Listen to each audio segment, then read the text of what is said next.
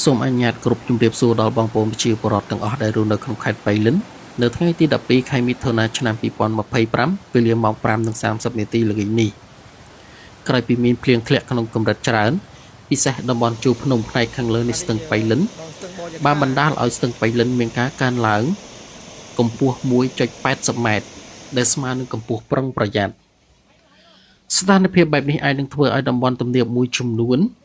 ពិសេសបងប្អូនប្រជាពលរដ្ឋដែលរស់នៅនឹងប្រកបមុខរបរជាប់នឹងមាត់ស្ទឹងបៃលិនអាចនឹងប្រឈមនឹងការខូចខាតនិងការប៉ះពាល់ផងដែរ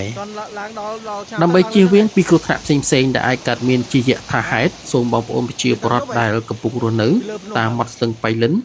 សូមមេត្តាបង្កើនការយកចិត្តទុកដាក់និងប្រុងប្រយ័ត្នខ្ពស់ជាពិសេសយកចិត្តទុកដាក់សម្រាប់មនុស្សចាស់ស្ត្រីមានផ្ទៃពោះនិងកុមារមន្ទីរធនធានទឹកនិងឧតុនិយមខេត្តបៃលិននឹងបន្តការតាមដានសភាពការដោយយកចិត្តទុកដាក់និងជម្រាបជូនជាបន្តបន្ទាប់ក្នុងករណីមានការប្រែប្រួល